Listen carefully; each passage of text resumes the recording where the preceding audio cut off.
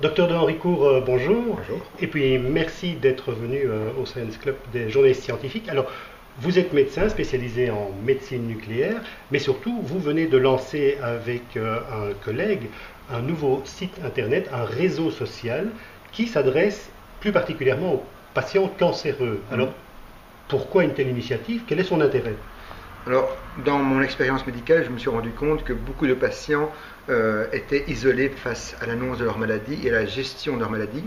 Et c'était essayer de trouver une solution pour résoudre ce problème et de permettre une interaction plus fine entre les patients, non seulement à propos de leurs problèmes médicaux, mais également tous les problèmes non médicaux qui tournent autour de leur maladie, et des problèmes non médicaux que souvent les médecins ignorent, comme les relations intrafamiliales, le métier, les problèmes d'argent.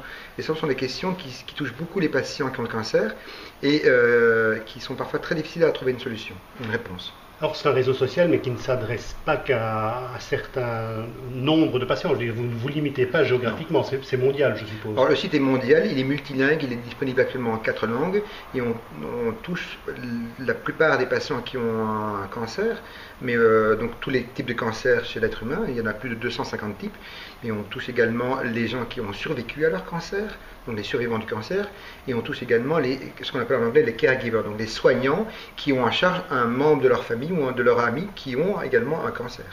Alors, quel type d'informations trouve-t-on sur ce réseau social? Alors, pour l'instant, c'est des informations qui sont délivrées uniquement par les patients. C'est un site pour le patient, par le patient. Donc, c'est un réseau social, évidemment. C'est un réseau sur lequel les patients vont pouvoir interagir entre eux. Il y a également un forum où les patients peuvent échanger des informations qui seront modérées. Et on va rajouter très prochainement un site d'information médicale qui seront vraiment des informations de qualité médicale pour les patients, pour les informer sur les dernières nouveautés de leur maladie. Vous nous parliez de jumeaux Oui. concernant ce site. Qu'entendez-vous par jumeaux? Il n'y a pas de cancer jumeau? Non, évidemment. Maintenant, on le sait avec les informations génétiques, un cancer est unique. Est unique parce qu'il y a des mécanismes moléculaires intrinsèques à la tumeur qui font qu'un cancer n'est pas l'autre cancer.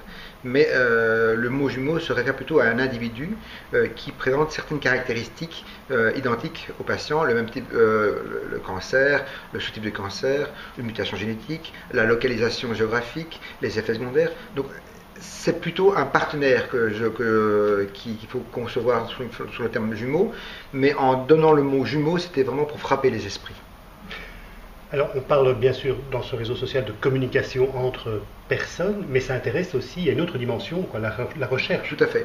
Donc, le but, c'est de pouvoir analyser les comportements des patients qui ont un cancer, mais également de voir pourquoi est-ce que certains médicaments ou certaines maladies répondent mieux à certains médicaments, et également faire de la recherche avec des instituts de cancérologie pour tester des nouvelles molécules sur les patients, et surtout étudier leur toxicité, les effets secondaires, la qualité de vie des patients, qui était un élément qui était un petit peu ignoré dans le passé et qui revient de manière plus prépondérante maintenant. C'est que les médicaments ont la même efficacité thérapeutique, une qualité de vie, une tolérance différente. Et c'est justement ce qu'on aimerait bien savoir.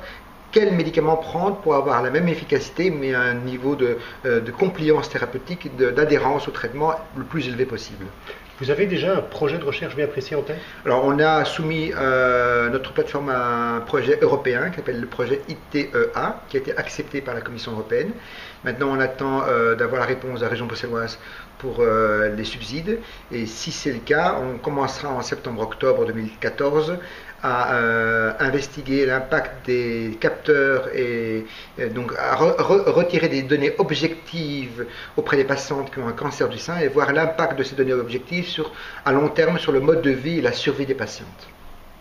Docteur de Henricourt, nous avons l'habitude de terminer ces petits entretiens par une question traditionnelle et rituelle, qui est la suivante. Si vous n'aviez pas été médecin, quel autre métier, quelle autre profession auriez-vous aimé faire, suivre, avoir? Physicien. Physicien, pourquoi? Ouais.